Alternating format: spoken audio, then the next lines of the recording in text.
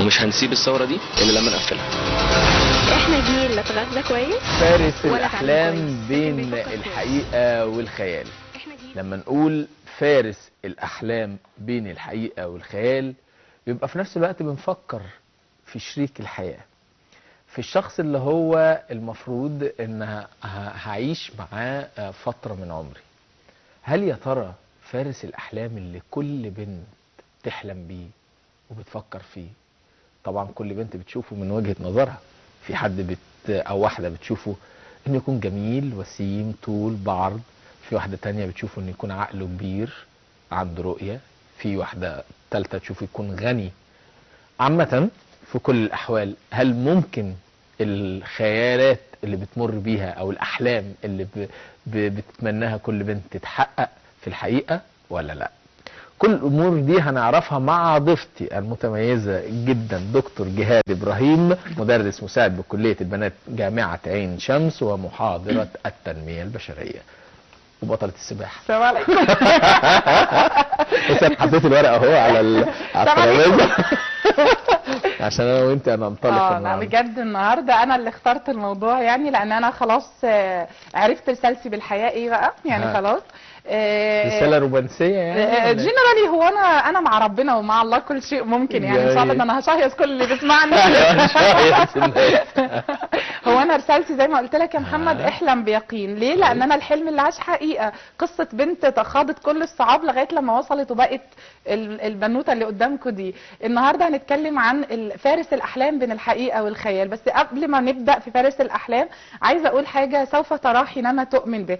أي حاجة إحنا مؤمنين بيها قوي قوي قوي ومقتنعين بيها 100% هتحصل في حياتنا. يعني ثواني بس، معلش انا هقف بس. هل معنى كده ان انا اكون مقتنع بشيء هيحصل مهما كانت الصعوبات ده معناه ان هو لازم يحصل؟ في سيدنا المسيح عيسى عليه السلام بيقول يعني كل شيء ممكن لمن يعتقدون فيه، واحنا عندنا كان حقا علينا نصر المؤمنين. المؤمن برسالته وحلمه ايا كانت بقى عراقيل وقناعات المجتمع. عشان توصلي لفارس الاحلام بين الحقيقه والخيال في برنامج مدمر قوي في دماغ كل البنات اللي بيسمعوني او الشباب اللي بيسمعوني. بيقول لك لا يا عم، ان الحب الحقيقي او الفارس اللي موجود ده رشدي اباظه والناس دي بقت خلاص كانت في عالم الابيض والاسود وانتهت. فالقناعه اللي موجودة في الدماغ دي المطينة بطين هي اللي مخلية كل البنات بتمر بقصص فظيعة انها ما بيلاقوش الفارس ده.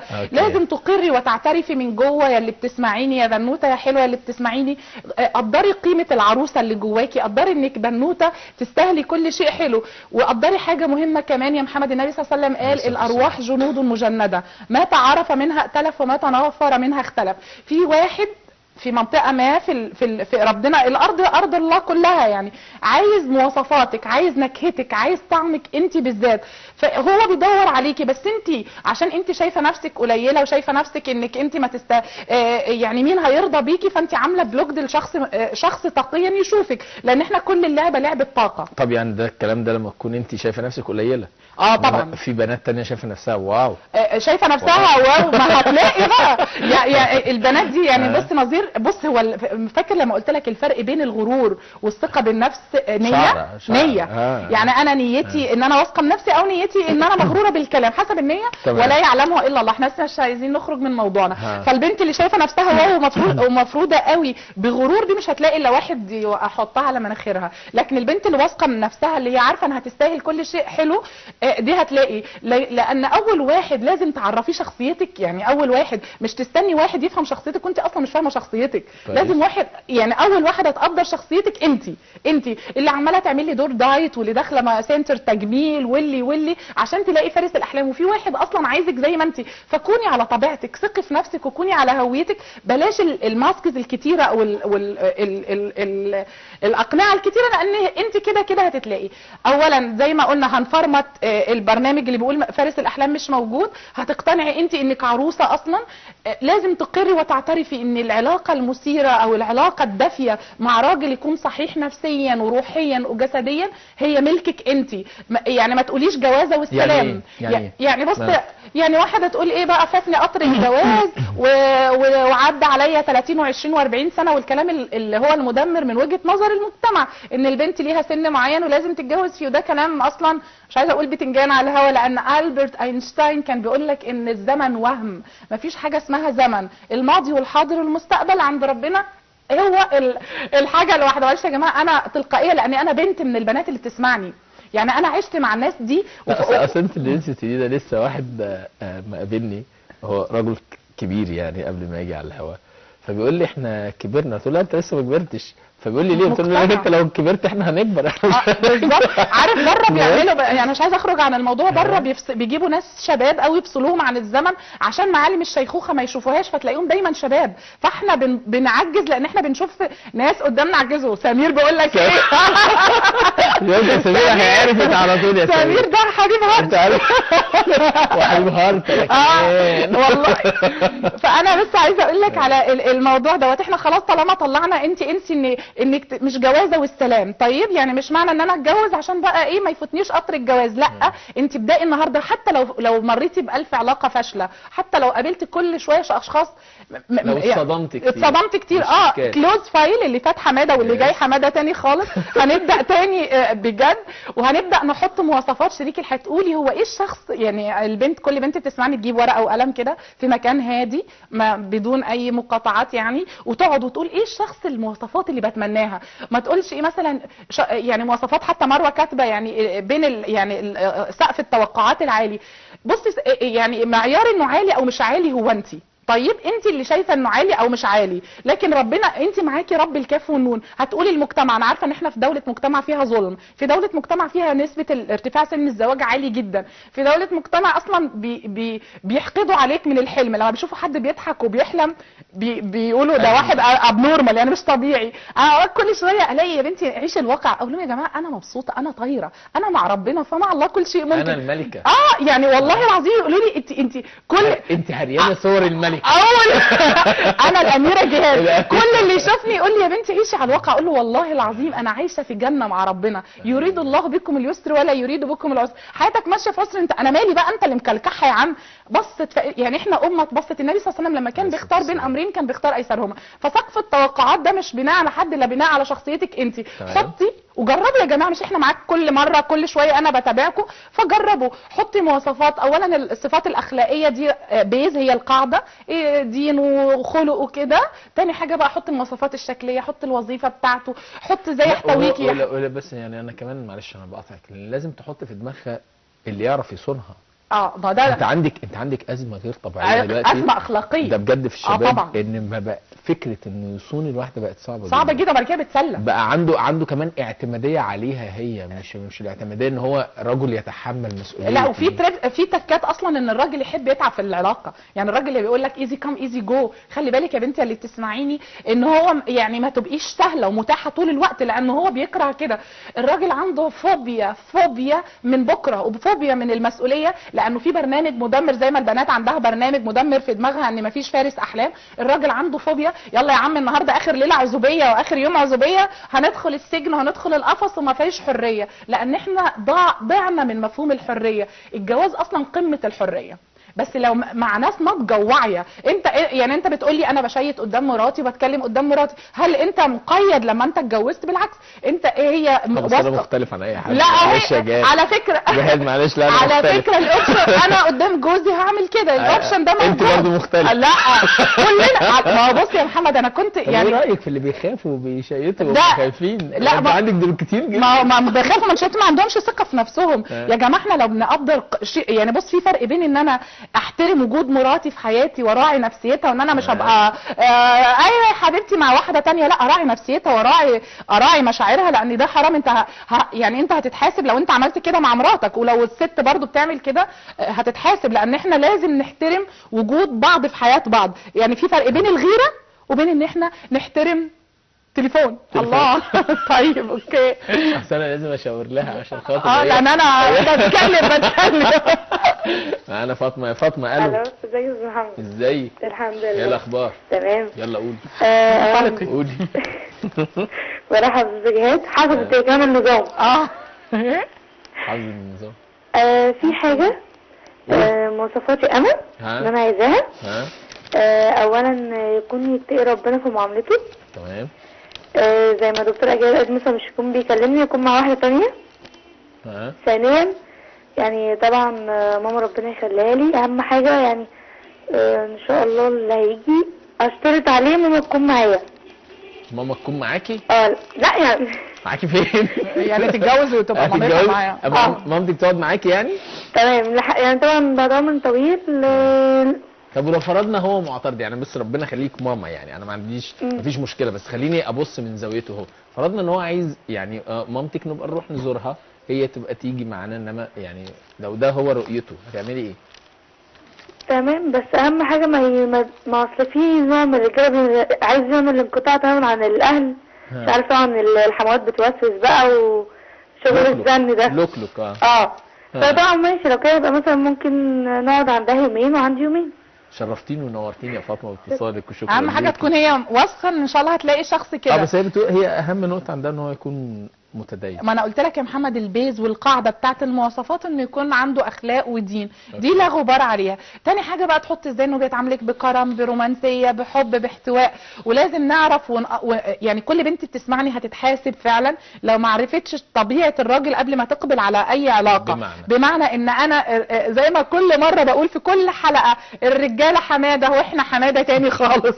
والله العظيم اللي هتقبل على علاقه وتدخل، لان القلب ده انا مش عايزه اقول لك، انا كنت بحكي لمروه قبل الفاصل ان القلب الجميل اللي ربنا خلقه مركز طاقات الكون، ومركز يعني ان في الجسد لمضغه لو صلح باقي الجسد الا وهي القلب. اوعي تخلي قلبك عرضه لتجربه فاشله تطلع وتدخل وانت مش عارفه مداها، كانك يعني عارف يا محمد ولا متخذات اخدان، يعني ما تصاحبيش عمال على بطال وانت مش عارفه نهايه العلاقه دي هتوديكي فين، لان الراجل مش فارق.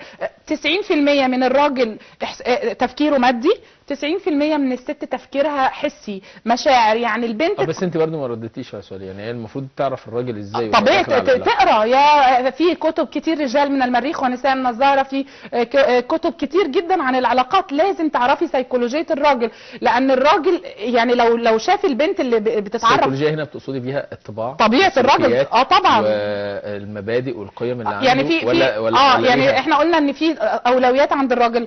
اهم قيمه عند الراجل قيمه التقبل. ما تقعديش تقولوا، لان هو دايما يحب يلعب دور فارس الاحلام ودور المنقذ للعلاقه ودور المسؤول عن العلاقه، لكن البنت اهم قيمه عندها قيمه الحب والاهتمام.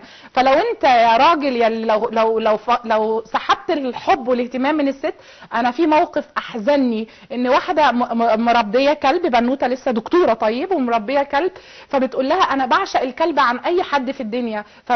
يعني خالتها بتسالها بتقول لها ليه؟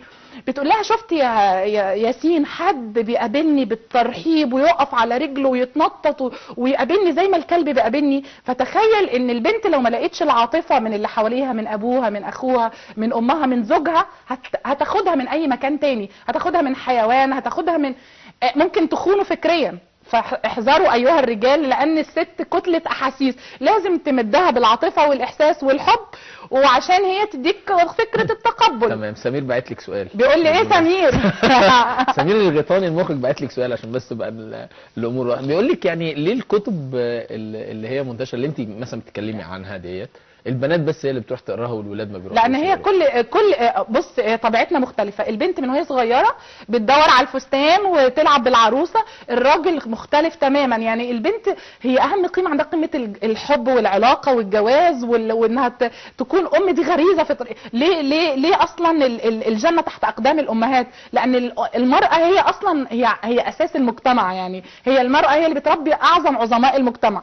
فاذا كانت الست هي عباره عن الاحاسيس والطاقه الجباره دي، والراجل اصلا بنظره يحتقرها، والله العظيم هتخونك. لو انت بتحتقر مراتك وانت ما بتديهاش العاطفه الكافيه هتخونك. لان الراجل يقول لك لا، الراجل بقى تربيه المجتمع وعادات المجتمع ربت فيه انك انت ذكر من انت راجل، انت ذكر. في فرق بين الذكر او الراجل وفي فرق بين الرجوله.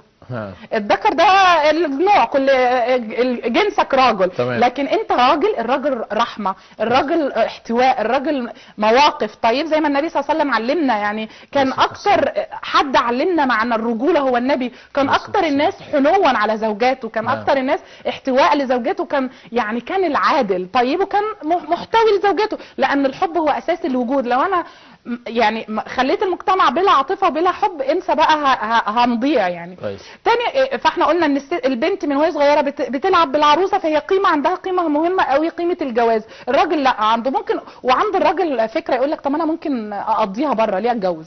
يعني هو ممكن يعمل اي علاقه مع اي بنت بره خارج اطار الجواز، ليه بقى يا عم كلبشه ومهر وشبكه؟ ودي بقى من الحاجات المدمره المجتمع فرضها علينا، ان انا اذبح الراجل اللي جاي، يا عم شبكه بكذا ومهر بكذا. انا كنت بقول لمروه انا ممكن قبل ما اتجوز عادي انا اجيب الحاجات اللي انا عايزاها بس، ومش فارق، انا مش عايزه اقول كلمه على الهوا برضو، مش فارق معايا مين يقول ايه جابت ايه، ولا ما يفرقش معانا، المهم عندي سعادتي انا. مش فارق معايا هيقولوا عني ايه. بس انت بتتكلمي ان احنا لازم البنت في طريقه تفكيرها والولد يعني برضه في طريقه تفكيره، لكن النقطه بقى اللي احنا بنتكلم فيها هي نقطه فارس الاحلام. في ظل الظروف دي، وفي ظل البنت ليها تفكير والولد له تفكير، وفي ظل التضاد اللي بيحصل ما بين رؤيتها للامور ورؤيته هو للامور، فارس الاحلام هنا هيختلف في الواقع عن الخيال.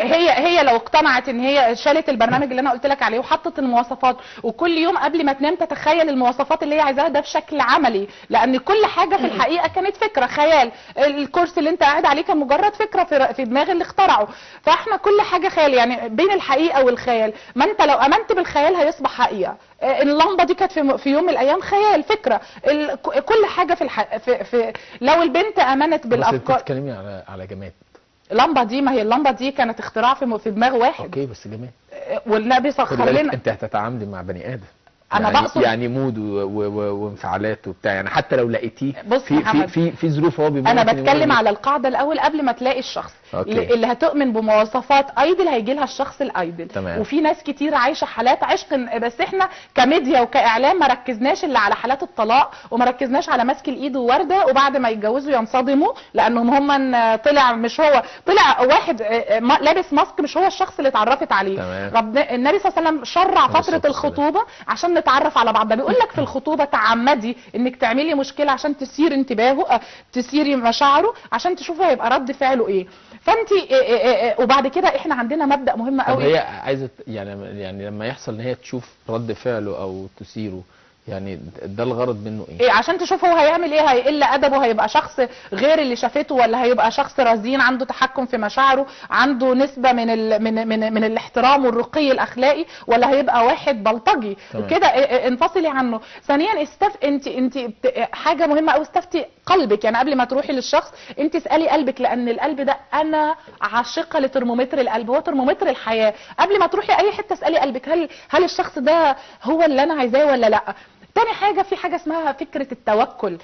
ان انا متوكلة على ربنا سبحانه وتعالى، انا بصلي استخارة وبقول له يا رب انا ما اعرفش، انت ربي وربه، انت اللي عارف اللي خباياه وعارف اللي جواه. يا رب لو الموضوع ده خير سهل لي طريقي، لو مش موضوع ده خير ابعدني عنه واعمل لي اي حركه او اي موقف يخليني ياكد لي ان الموضوع ده مش خير. لاني انا كشخص بخبرتي المحدوده او كبني ادم علمي مقصور، علمي قاصر، لكن علم ربنا هو امال ليه استخاره، ليه صلاه الاستخاره؟ عشان انت ترمي الموضوع مع ربنا وهو يختار لك الخير بقى. ومع فكره انك تستشير اللي حواليك، مع فكره انك تسال قلبك، مع فكره انك فتره خطوبه عشان ما تتصدموش في الواقع، مع فكره انك تقري عشان بقى يكون في تفسير واضح للمواقف. لان ممكن يكون موقف معانا هي تقول لك تناكى منه، لا هو ممكن دي هو الغريزه اللي جواه ان هو عنده حب المسؤوليه وفكره القياده. تاني حاجه، بلاش البنت تخاف، لان الراجل لما تدخلي مع ولد وعندك مشاعر خوف، اول ناس بتحس بالزلازل هي الكلاب، بتستشعر الزلازل قبل ما بتحصل. الراجل اول ما يستشعر من الست الخوف بغض النظر عن التشبيه بيهرب، يقول لها انا ناقص بقى، ما انا عايش حياتي. تمام. نستقبل التليفون عشان بقاله كتير. والله طيب انا ام كريم. يا ام كريم، ازيك يا محمد؟ ازيك؟ اخبارك؟ منوره الدنيا. وانت منور الدنيا بحالها. والله انت وحشيني. وانت كمان يا محمد. اتفضلي. بقول لك يا حبيبي، قولي. دلوقتي احنا جيل خلاص. لا مفيش خلاص، مفيش خلاص، مفيش خلاص. هقول لك. قولي. احنا جيل خدنا مرحلتنا، شفنا كل حاجه. عايزين نغير النمط بين الولاد والبنات عشان الجيل الجاي الجديد. انت عندك ولاد، بمعنى انت ايه النمط اللي انت عايزه تغيره؟ والاستاذه عندها ولاد واحنا عندنا ولاد، عشان ما يحصلش الطلاقات اللي بتحصل كتير دلوقتي. انت عارف اهالينا كانت بترضى بالقليل بالكتير، عايشه او بيجبروكي. ايه او بيجبروكي او بيجبرونا. في بنات يعني ضربة في السحاب يعني ولا كأنها الراجل، وفي شباب على قد نيتها وغلبانين وبمعنى اصح زي ما تقول عايزين يعيشوا ويعملوا حياة استقرار. تمام. صح يا محمد؟ صح الكلام؟ صح ماشي. دلوقتي في بنات دلوقتي تيجي مثلا تتجوز تقول لك ايه ده انا هاخده غفير، هجوزه غفير، يعني عبد وغفير. واول ما تتجوز تقول لك ده انا خلاص هاخد الشقه بقى وحاجتي وبقى خلاص انا خلاص اتجوزت وخدته خلاص.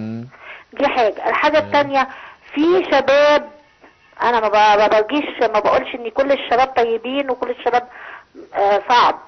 في شباب يا محمد خلاص مدام خد الست كرسي مرميه في البيت. كرسي. تمام. وفي شباب ما معهاش تجيب انا وصلت لي الرساله يا ام كريم، بس عايز اقول لك انا بس هعمل ستريس على جزء او هاكد على جزء معين اللي انت قلتيه. انتوا جيل ما زلتم ليكوا حياه، جيل ليكوا طبيعه لازم تحبوا زي ما دكتور جاد بتقول، لازم تعيشوا الحياه، ما ينفعش انتوا جيل لسه ما انتهاش.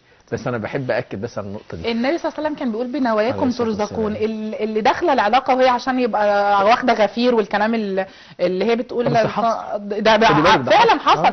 دي بص يا محمد كارميا او طاقيا عمرها ما هتدوق الهنا والراحه. جنه الدنيا الراحه النفسيه وجنه الاخره النعيم بتاع ربنا. ولا الراجل اللي واخد الست لو انك يعني ما اكرمهن الا كريم وما اهانهن الا لئيم.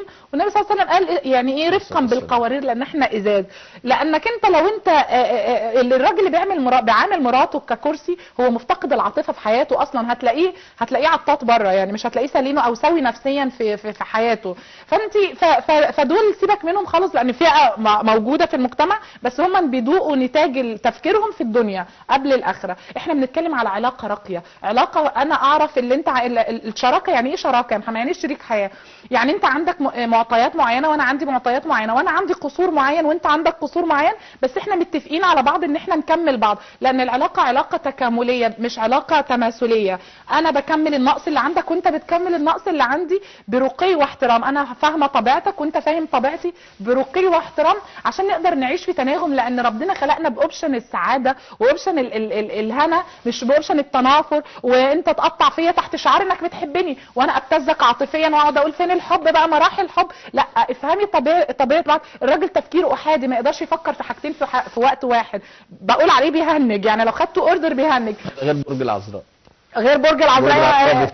الراجل يحب ان هو يتعب في العلاقه. الراجل يحب العلاقه التنافسيه. لو ليه عندك ناس كتير بيحبوكي وانت اتراكتيف ومرغوبه يقول لها ده هي بتاعتي بقى واستحوذ عليها. اوعي تكوني عامل مسلم بيه بالنسبه للراجل. اول ما يرن عليكي تردي، اول شات مش بقول لك خليكي لغز محير بنسبه ما للراجل عشان هو ده بيثير انتباهه. لانه هو كده بقى ايه بتستنقحي فكره الرجوله وفكره القياده وفكره ان انا عايز بقى انا اللي انقذ العلاقه دي وانا اللي يعني رغم المشاغل اللي عندها هي اختارتني انا. ولذا بقول للبنت اوعي خلي عندك اهتمامات تانية غير العلاقه. يعني ما تخليش هي العلاقه كل حاجه في حياتك. يكون ليكي جيم، يكون ليكي اصحاب، عشان الراجل في منطقه مهمه قوي وخطيره عند الراجل. البنت مش لو ما خدتش بالها منها هتتكوي بالحته دي. منطقه اسمها منطقه الكهف. الراجل لما بيقع في مشكله يحب يقعد مع نفسه يومين 3، اوعي تقربي منه. دي اسمها منطقه اللاشيء، يعني يقعد يفكر مع نفسه. البنت تعشق تتكلم عن المشكله وترغي. الراجل يقول يا بنتي بطلي انت رغايه. هي مش رغايه، هي بترتاح لما تتكلم عن المشكله والراجل بيرتاح لما يلاقي حل للمشكله. فاحنا لو فهمنا طبيعه بعض هنحترم بعض وهنعيش مع بعض بسلام جدا. والراجل المثالي وشريك الحياه المثالي او الخيال هو موجود في الواقع، ناقص بس تؤمني بيه انه موجود وتفرمتي قناعات المجتمع وانت افرضي على المجتمع قناعاتك. وانا انتوا اول ناس او تاني ناس قلت لهم انا هكون اول حد يفتح مؤسسه علاقات سعيده وناجحه. هخلي كل الناس المقبله على الزواج اعلمها ازاي تختار شريك حياتها. الناس اللي اوريدي اتجوزت وبقت عندهم 20 سنه وحتى علاقاتهم متلخبطه ازاي يعيشوا في تناغم وهارموني عشان يجيبوا لنا جيل بيحب الحياه، جيل متفائل لبكره. ودي رسالتي في الحياه ان انا اكون علاقات سعيده وناجحه. شرفتيني ونورتيني. وببقى مبسوط جدا وانت معايا والله. ربنا يكرمك. وبتمنى يعني ان احنا نقعد يعني اكتر من كده، بس انت عارفه مش مشكله يعني، بنبقى مجبرين هي طاقه الحب اللي بيخليني اجي البرنامج الجميل ده بكل الكاست اللي فيه، مروه واستاذ سمير وكل الكاست المساعد وانت طبعا. طاقه الحب بجد، لان انا حابه انشر فكره الحلم والحب من خلال برنامجكم، وان شاء الله كل اللي بيسمعني يلاقي شريك حياته، والولد برضو بس ما تنكريش ان سمير عامل لك وعامل لي ازمه. سمير انا بحبه اصلا، هو يعمل اللي عايز يعمله يعني، من حقه يتدلع. نورتيني وشرفتيني دكتور جهاد ابراهيم، مدرس مساعد بكليه البنات جامعه عين شمس ومحاضرات التنميه البشريه وبطله مصر في السباحه، ودايما بكون سعيد بوجودك معايا. ربنا يكرمك وانا اسعد يا محمد، ربنا يكرمك يا رب. ميرسي ليك. بعد الفاصل هنتواصل معاكم مره ثانيه ببرنامجكم شباب على فعل.